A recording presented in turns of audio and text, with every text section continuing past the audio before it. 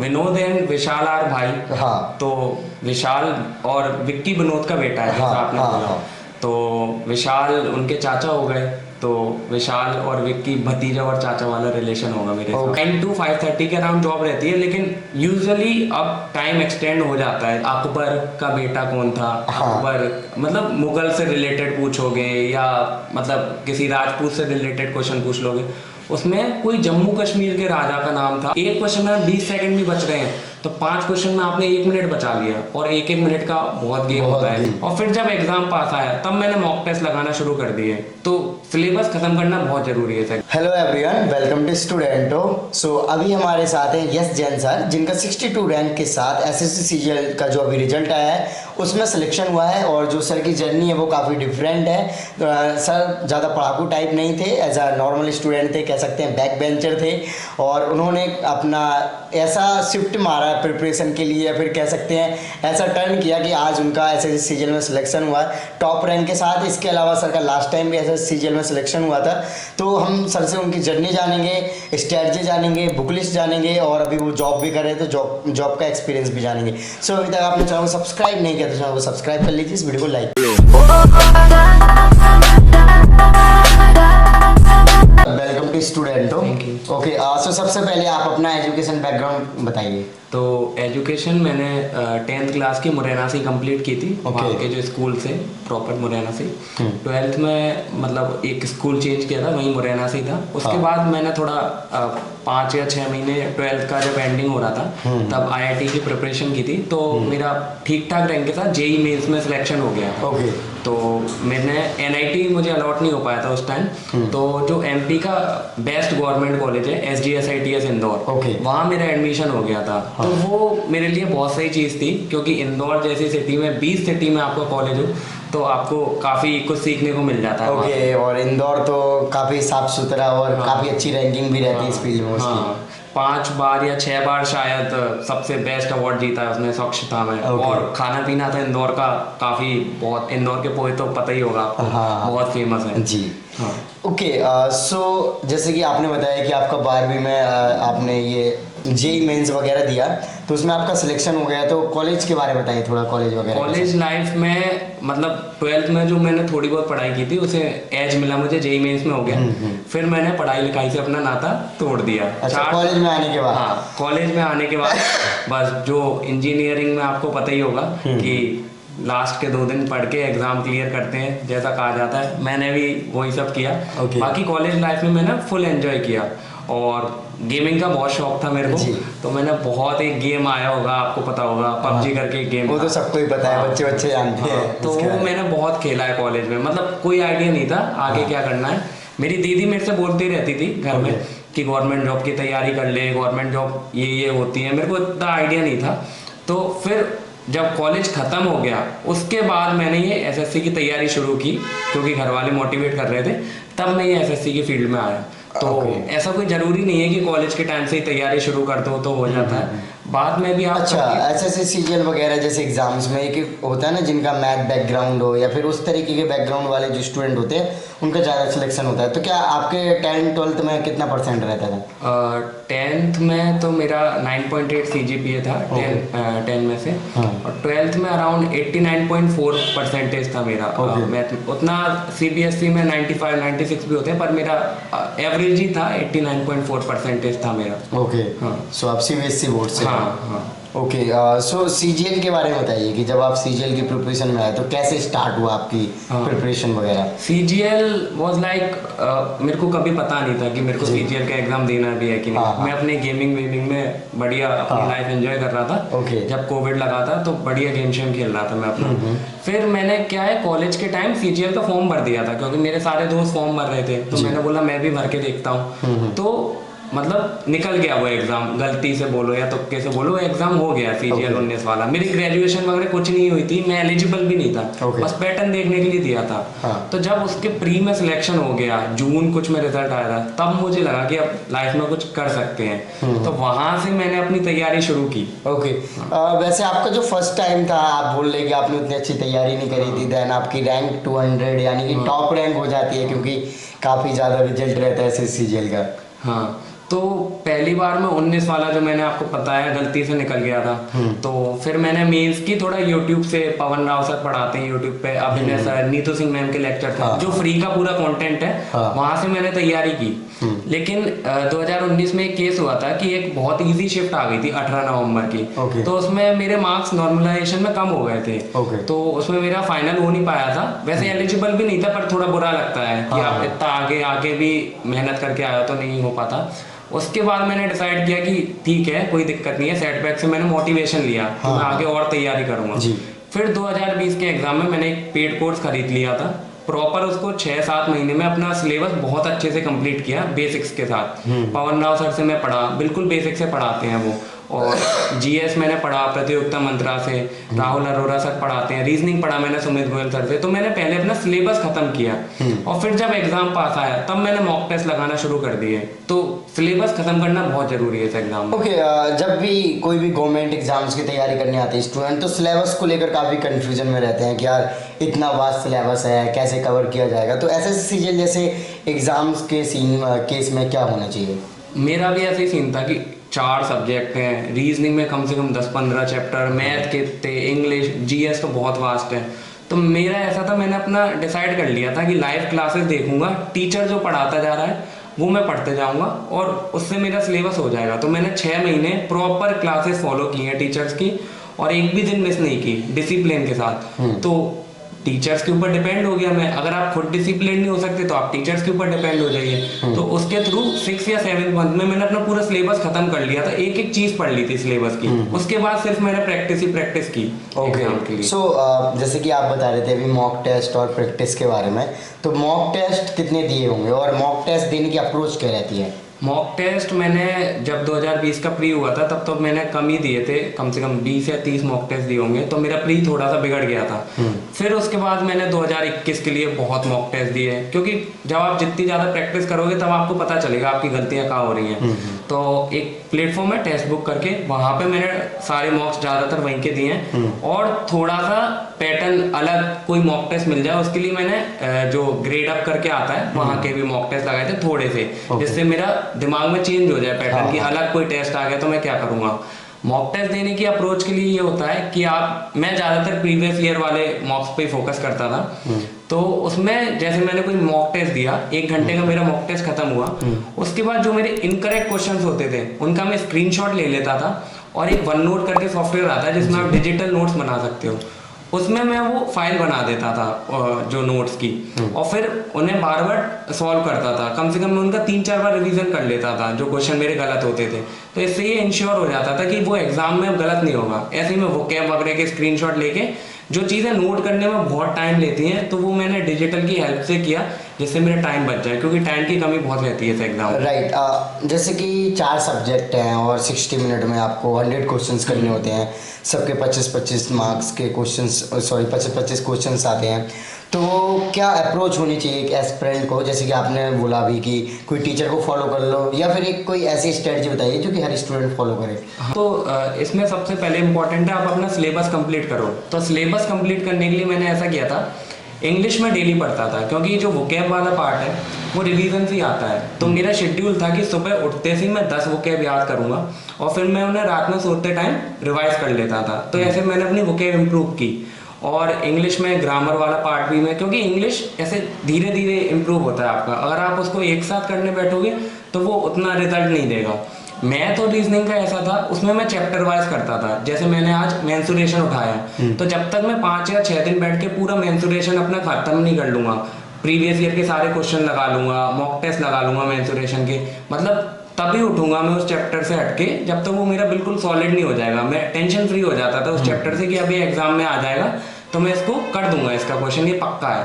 तो ऐसी रीजनिंग का रहता था। जैसे नंबर सीरीज वगैरह रहती थी तो वही टफ आती है। एसएससी में जो नंबर सीरीज और कोडिंग डिकोडिंग वाला पार्ट होता है वो थोड़ा सा टफ बनाने लगे हैं वो। बाकी क्यूब, डाइस एंड जो ब्लड रिलेशन ये थोड़ा सा इजी आता है, पर जो ये नंबर सीरीज वाला पार्ट है वो टफ आता है। तो उसके लिए मैंने सुमित गोयल सर की शीट्स लगाई थी, क्योंकि उसमें वो बहुत अच्छे क्वेश्चन डालते हैं बैंक के और काफ़ी अच्छे लेवल के। तो जब आप उन्हें सॉल्व कर लोगे तब आपको एसएससी के क्वेश्चन उतने टफ नहीं लगेंगे और आप एग्जाम में इजीली कर लोगे उन्हें। जीएस का ऐसा होता था, मैं डेली करंट अफेयर पढ़ता था आधे घंटे, और 1.5 घंटे जो भी अपने स्टैटिक पार्ट है वो क्लासेस देख के नोट्स बना लेता था और उन्हें रिवाइज कर लेता था जी। तो जीएस एक तो क्या है बहुत वास्ट है। हाँ। अगर आप हर चीज कवर करने जाओगे तो आपका जीएस खत्म हो पाएगा, बाकी 3 सब्जेक्ट से आपका ध्यान हट जाएगा, और जबकि सारे सब्जेक्ट बराबर बराबर है। हाँ। तो मैंने तो अपनी फोकस किया कि रोज 2 घंटे जीएस पढ़ूंगा, इन नोट्स में से अगर आ जाएगा तो मैं पक्का क्वेश्चन सही करके आऊंगा, इनके बाहर जाएगा तो कोई प्रॉब्लम नहीं है, मैं बाकी 3 सब्जेक्ट्स में अच्छा परफॉर्म कर दूंगा।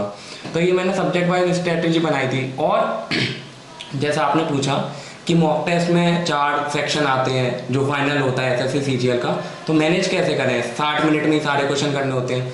उसके लिए जैसे इंग्लिश और जीके वाला पार्ट होता है, उसमें ऐसा होता है अगर आपको क्वेश्चन आता है तो आप कर दोगे, वरना आप स्किप कर दोगे। हाँ। ट्रिकी पार्ट होता है मैथ और रीजनिंग वाला, क्योंकि उसमें अगर आप क्वेश्चन में फंस गए और वो क्वेश्चन बहुत ज्यादा टाइम ले रहा है तो आप पेपर खो बैठोगे अपना। तो उसके लिए मैंने अपनी कैलकुलेशन पे बहुत काम किया।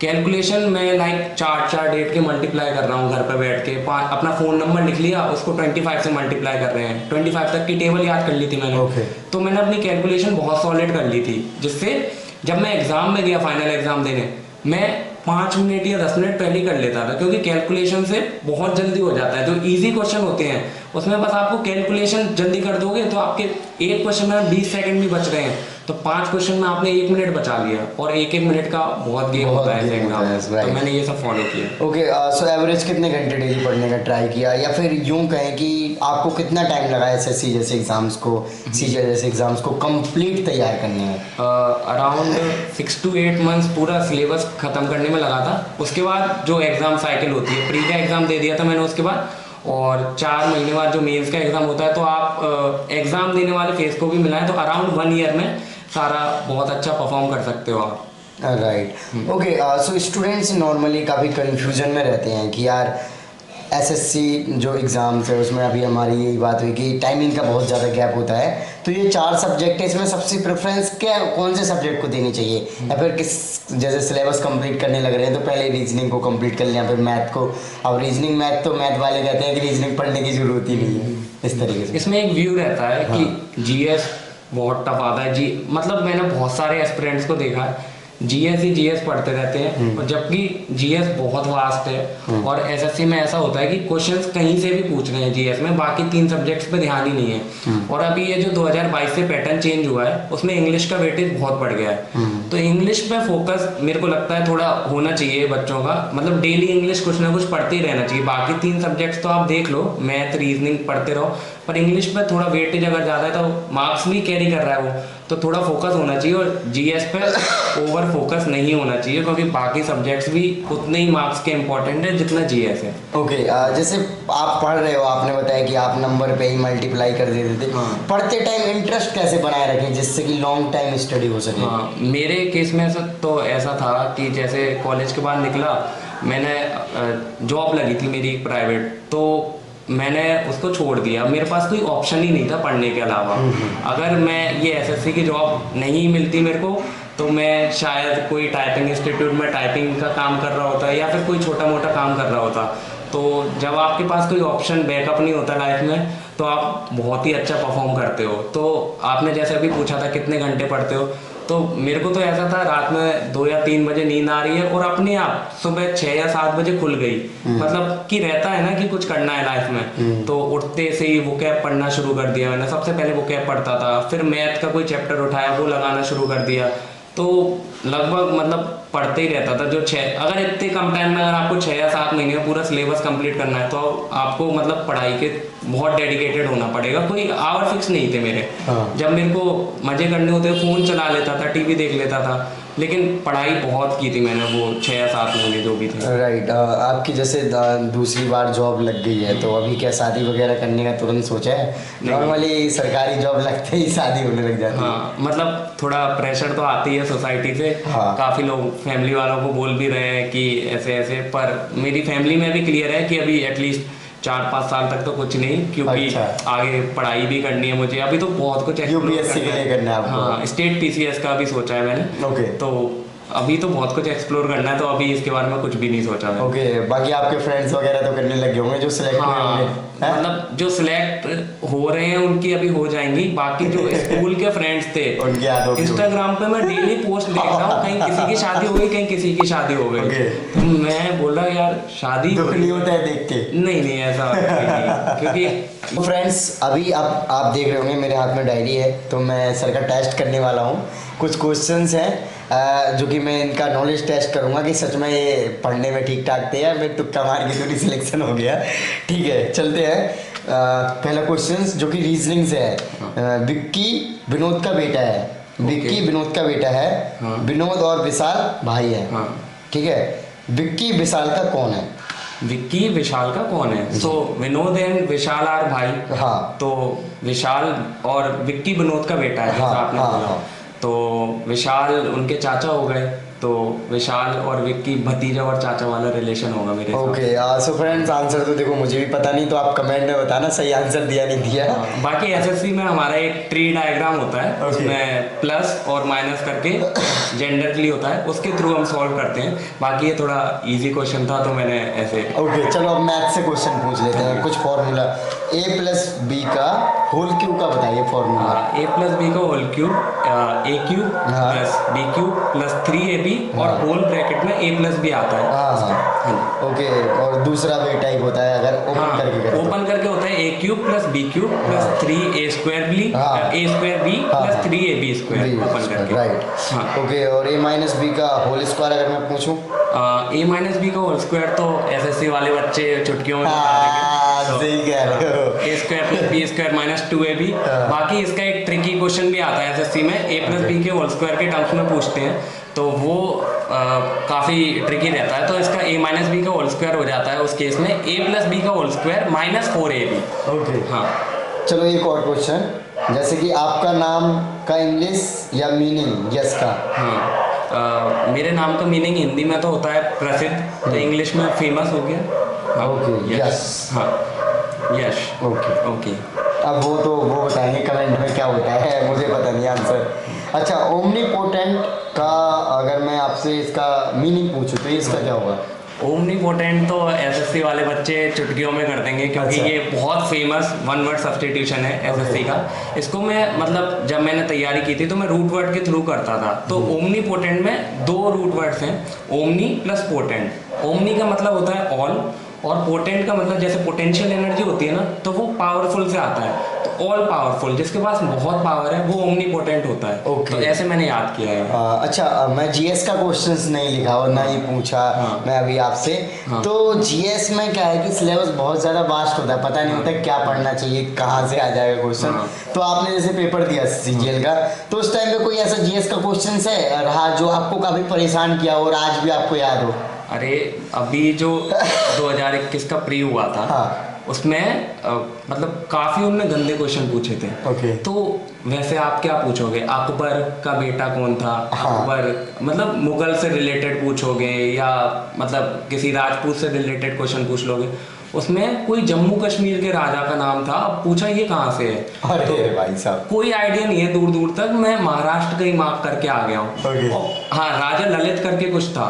फिर मैंने घर आके पूछा, दीदी से पूछा कि इसका क्या होगा, तो वो स्टेट पीसीएस की तैयारी करते, बोले ये तो जम्मू कश्मीर से।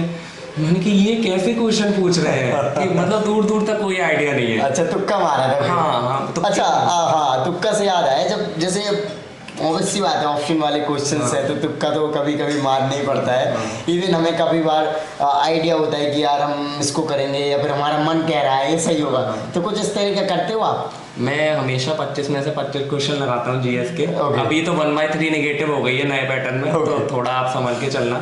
जब 1/4 नेगेटिव रहती थी प्री में, तो मैं सारे क्वेश्चन करके आता था। उसमें ऐसा होता है कि अगर आप पहली बार में आपने क्वेश्चन देखा, आपको कोई ऑप्शन लग रहा है, तो मतलब 80% चांसेस है कि आंसर वो ही होगा, क्योंकि अगर आपने पहले कहीं पढ़ रखा है जीएस में तो आपके सबकॉन्शियस माइंड में वो स्टोर रहता है। तो पहले अटेम्प्ट में जो आपको लग रहा है और 50-50 भी लग रहा है, तो आप मार्क कर दो, आपके मार्क्स इंक्रीज ही होंगे, जितना मुझे पता है, क्योंकि मेरे को बहुत फायदा हुआ है इस मेथड से। राइट। सो लास्ट में कोई मैसेज देना चाहेंगे जो फ्यूचर एस्पिरेंट है, क्योंकि पेपर पैटर्न भी चेंज हो गए हैं और भी काफ़ी चीज़ें हैं जो कि, या फिर ये भी कह सकते हैं कंपटीशन भी बढ़ता जा रहा है, क्योंकि इंटरनेट या यूट्यूब की वजह से ऑल ओवर इंडिया से, या फिर और ऐसे स्टूडेंट थे जिनको कभी गवर्नमेंट एग्ज़ाम्स के एग्ज़ाम नहीं देने थे क्योंकि वो घर से बाहर नहीं जा सकते तैयारी करने के लिए, अब वो यूट्यूब और गूगल की मदद से घर से तैयारी कर सकते हैं और एग्ज़ाम्स में भी अपेयर हो रहे हैं। तो कंपटीशन डेफिनेटली बड़ा है। तो क्या मैसेज देना चाहेंगे? तो मैसेज यही है कि ऑफलाइन कोचिंग अब उतनी मैंडेटरी नहीं रही है, अगर आप अफोर्ड कर सकते हैं तो ऑफलाइन कर लीजिए। आपने जैसे कि मैंने ऑनलाइन की थी पूरी, क्योंकि ऑफलाइन उनके लिए होता है जो डिसिप्लिन से पढ़ नहीं पाते घर पे। मेरा ऐसा था कि हाँ लाइव क्लासेस अटेंड कर सकता हूँ, और फिर भी आप पेड कोर्स भी ठीक रहता है क्योंकि उसमें टीचर लाइन से आपको पढ़ा देते हैं। हाँ, उसमें फॉलो अप सही होता है। हाँ, और तो कुछ भी नहीं तो यूट्यूब पे सारा कंटेंट अवेलेबल है। अगर आप पता है आपको किस टीचर से पढ़ना है तो यूट्यूब से बहुत सही तैयारी हो सकती है। बाकी एक मैसेज ये देना चाहूँगा कि बच्चे क्या करते हैं, रिवीजन में बहुत लैग करते हैं। तो मतलब जैसे एक जीएस की बुक पढ़ी, लूसेंट पढ़ ली, अब उसको रिवीजन नहीं करेंगे, वो दूसरी बुक उठाएंगे कि ज़्यादा कवर करना है मुझे। रिवीजन करो, आप एक सोर्स पर भरोसा रखो, उसका 3 या 4 बार रिवीजन लगाओ, जिससे एग्जाम में उस बुक में से क्वेश्चन आया तो आपका वो गलत नहीं होना चाहिए, क्योंकि अगर आपका पढ़ा हुआ गलत होगा तो आपको ज़्यादा दुख होगा, जो कि मैंने गलती की थी, अपने रिवीजन नहीं करता था, फिर बाद में समझ आ गया तो बहुत मार्क्स इंप्रूव हो गए थे। अच्छा, जब आपका रिजल्ट आया था मैंने ये पूछा ही नहीं कि आपका क्या रिएक्शन था, हालांकि आपका यूट्यूब चैनल है SSC विद यस जैन, तो उस पर तो आपने डाल ही रखा है, जिनको देखना है वहाँ पे जाके देख सकते हैं, लिंक भी दे दूंगा।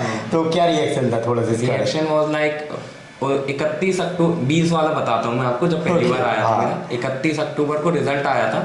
सब ऐसे नॉर्मल था, दिवाली हो गई थी, 24 की दिवाली, तो उस टाइम सब नॉर्मल निकल रहा था, जैसी लाइफ चल रही थी। रिजल्ट आया 7:30 बजे का कुछ टाइम था शाम को, उस टाइम एकदम से पता नहीं क्या हुआ। मैंने सबसे पहले घर वालों को बताया मैंने, उसके बाद मैंने अपने नाना जी को बताया, क्योंकि ग्वालियर में मैं पेपर देने जाता था, सबसे ज़्यादा सपोर्ट नाना जी मामा इन लोगों ने किया, पेपर देने ले जाने सब सपोर्ट किया। फिर उसके बाद तो पता नहीं लोगों को धीरे धीरे पता चल गया। उस टाइम मेरा फोन हैंग हो गया था, एक साथ इतने सारे फोन आ रहे थे, 2-2 3-3 फोन, और मैसेज ही मैसेज में बोला, एकदम से ओवरवेल्म हो गया कि ये क्या हुआ एकदम से। और सारे मोहल्ले वाले पूछ रहे हैं क्या हो गया, रिश्तेदारों के फोन आ रहे हैं, तो एकदम से सेलिब्रिटी वाला फील। अरे भाई साहब, मजा आ गया फिर तो। ओके, सो अभी आपने CSS वगैरह की भी जॉब करी है, तो थोड़ा सा उसका एक्सपीरियंस। अभी मुझे 2 या 2.5 महीने हुए हैं ट्रेनिंग में। तो CSS में ऐसा होता है, इसका फुल फॉर्म होता है सेंट्रल सेक्रेटेरिएट सर्विसेज। इसमें ज़्यादातर मिनिस्ट्रीज कवर हो जाती हैं, तो डिफरेंट मिनिस्ट्रीज में आपको जॉब मिलती है, जैसे ministry of home affairs, department of personal and training, finance ministry, मेरा डिपार्टमेंट ऑफ टेलीकम्युनिकेशन। अभी तो डिपार्टमेंट के हिसाब से आपकी जॉब वेरी करती है, तो उसके हिसाब से 9 to 5:30 के अराउंड जॉब रहती है, लेकिन यूजुअली अब टाइम एक्सटेंड हो जाता है, 6-7 बजे तक खिंच जाती है जॉब, क्योंकि वर्कलोड बढ़ गया है गवर्नमेंट ऑफ इंडिया का। अभी यूट्यूब पे एक मिथ भी है कि CSS ले लो, 5 बजे ऑफिस से निकल जाओ, ऑफलाइन कोचिंग करो अपनी आगे की। लेकिन मैं बताना चाहूँगा अभी तक का जो मेरा एक्सपीरियंस रहा, दिल्ली में थोड़ा टफ है, क्योंकि आपको ट्रैवलिंग टाइम बहुत लगता है। तो जैसे मुझे 9 बजे ऑफिस पहुंचना होता है, उसके लिए मुझे 6:30 या 7 बजे जगना पड़ता है, क्योंकि ट्रैवल का ही 1 घंटा मेरा हो जाता है। तो अगर प्रिपरेशन के हिसाब से कोई सोच रहा है तो थोड़ा देख के पोस्ट प्रेफरेंस भरेंगे, क्योंकि CSS में थोड़ा सा टफ पड़ता है। अच्छा, एक और चीज़, जैसे आपकी जॉब तो अच्छी खासी थी और नॉर्मली सबका ड्रीम होता है उस पर, और रैंक भी अच्छा ही था, आपने दोबारा एग्जाम दिया। नॉर्मली फिर स्टूडेंट ऐसे कहते हैं ना कि यार हमारी सीट बर्बाद कर दिया, फिर दूसरे लोगों को मौका देना चाहिए था उस तरीके से, तो इस पर आप क्या कहना चाहेंगे? सीट बर्बाद का तो ऐसा है, मैंने कम से कम 5 या 6 DV स्किप कर चुका हूँ।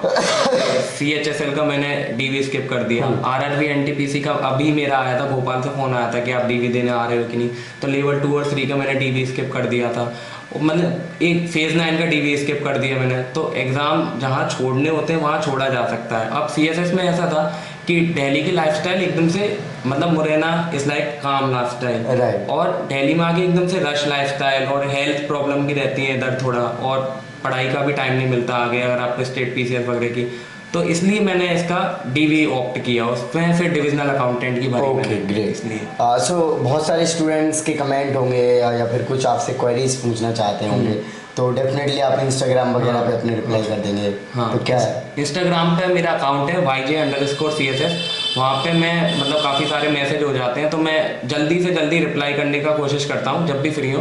बाकी जो यूट्यूब चैनल है उसमें किसी भी वीडियो के नीचे जो भी कमेंट आता है SSC विद YesJain करके, तो तो जैसे ही मेरे पास नोटिफिकेशन आता है और मैं फ्री होता हूँ तो वहाँ पे भी कमेंट में रिप्लाई करने का ट्राई करता हूँ। Right, okay. सो वैसे मैं डिस्क्रिप्शन में दोनों आईडी दे ही दूंगा आपको। सो फ्रेंड्स, आपने देखा कि मैंने इनके साथ डिटेल में इंटरव्यू किया या फिर इनसे जर्नी जानी इनकी, साथ ही साथ आपको भी इन्होंने गाइड किया। सो आई होप कि आपको वीडियो अच्छा लगा होगा, तो इस वीडियो को लाइक करें। अभी तक आपने चैनल को सब्सक्राइब नहीं किया तो चैनल को सब्सक्राइब कर लीजिए। एंड आपके जो भी क्वेरीज होते हैं आप हमें इंस्टाग्राम फेसबुक पर मैसेज कर सकते हैं। इन सभी की लिंक वीडियो के डिस्क्रिप्शन में। जय हिंद।